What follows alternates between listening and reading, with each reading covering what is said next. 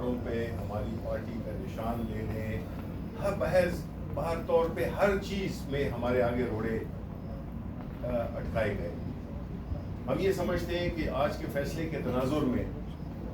کہ جو 8 فروری کو جو پروسیس شروع ہوا تھا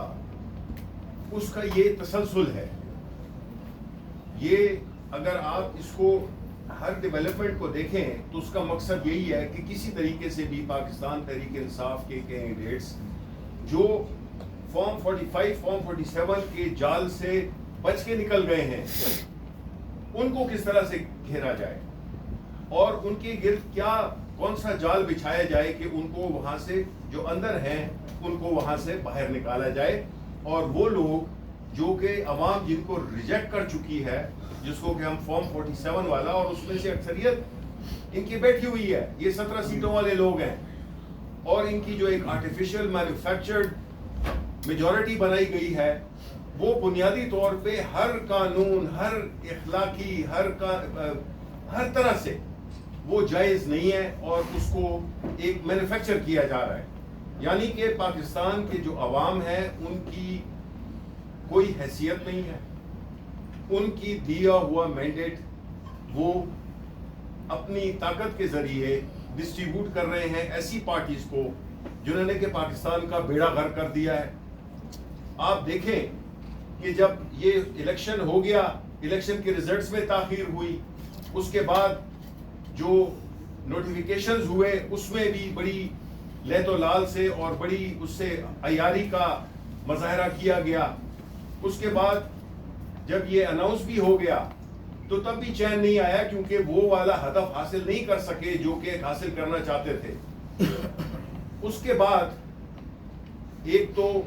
ٹریبیونلز بننے کی بات ہوئی۔ جب الیکشن میں جب ڈسپیوٹ ہوتا ہے تو ظاہر ٹریبیونلز میں آپ جاتے ہیں۔ ٹریبیونلز ایک قانونی ان کی آئینی حیثیت ہے کہ جو بھی تنازع ہو وہاں پہ وہ حل ہوتا ہے۔ آپ نے دیکھ لیا کہ جو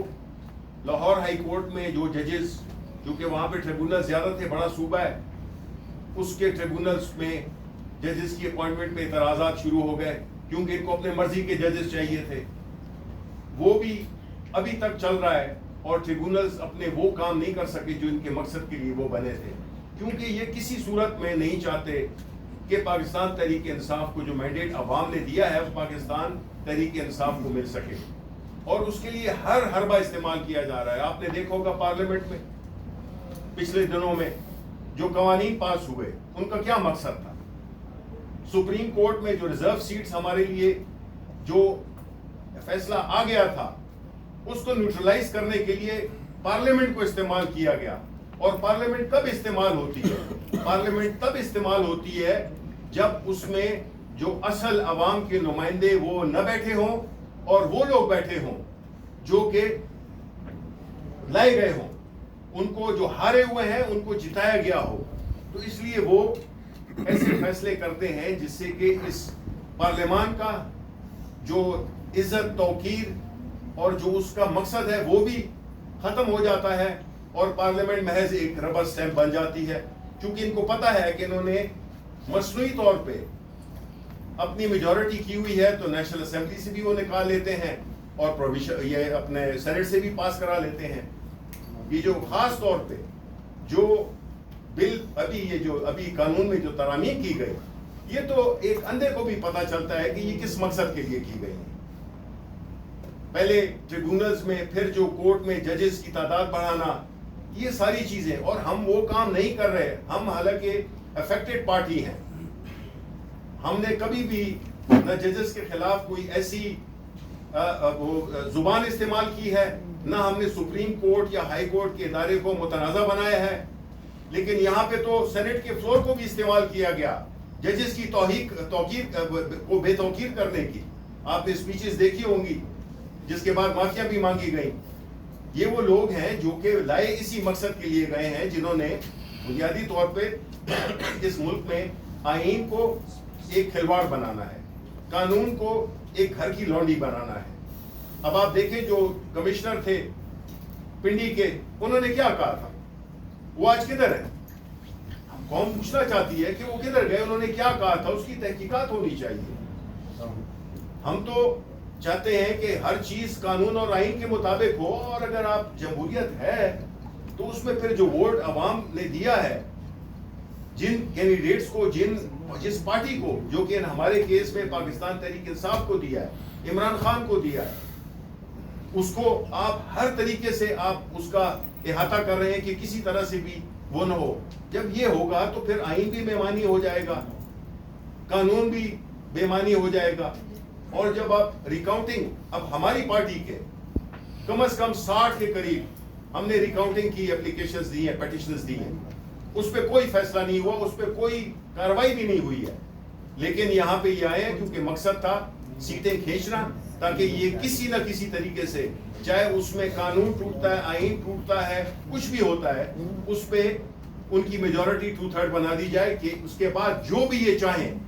یہ نااہل ٹولہ، یہ کرپٹ ٹولہ جس نے اس ملک کو تباہی کے دہانے پہ لا کھڑا کیا ہے، پچھلے 40 سال سے یہ لوگ لگے ہوئے ہیں.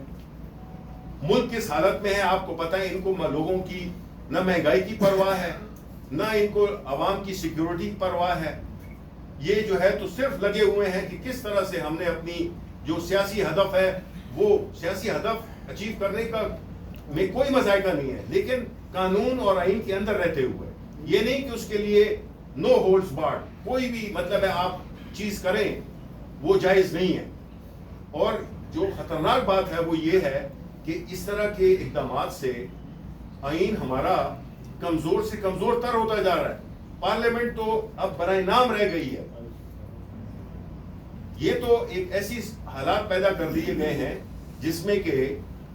عام آدمی سوچتا ہے کہ اس ملک کا ہوگا کیا، جس میں کہ آئین کو بھی وائلیٹ کیا جا رہا ہے، اس کو اس طرح سے اس میں امینڈمنٹ لائی جا رہی ہیں جو کہ بالکل spirit of democracy, spirit of law, یہ سب چیزوں کے خلاف جاتا ہے. تو میں سمجھتا ہوں کہ یہ بڑا ایک لمحہ فکریہ ہے جس میں کہ ہم یہ سمجھتے ہیں کہ ہر وہ طریقہ استعمال کیا جا رہا ہے، اور ہم پوری جدوجہد کر بھی رہے ہیں، ہم نے کی بھی ہے. لیکن جہاں پہ کہ آپ کا الیکشن کمیشن آف پاکستان فریق بن جائے جس کا کام فری، فیئر، ٹرانسپیرنٹ الیکشن کرنا ہے، وہ اگر اس سے قاصر ہو، اور الٹا وہ پاکستان تحریک انصاف کے جو کہ 3 الیکشنز ہوئے، انٹرا پارٹی الیکشن 3 الیکشنز ہوئے، اس کو وہ کہتے ہیں کہ جی یہ صحیح نہیں ہوا. بھائی وہ صحیح نہیں ہوا، ہمارا تو چھوٹا سا ایک وہ تھا، پروسیس تھا. آپ نے تو اربوں روپے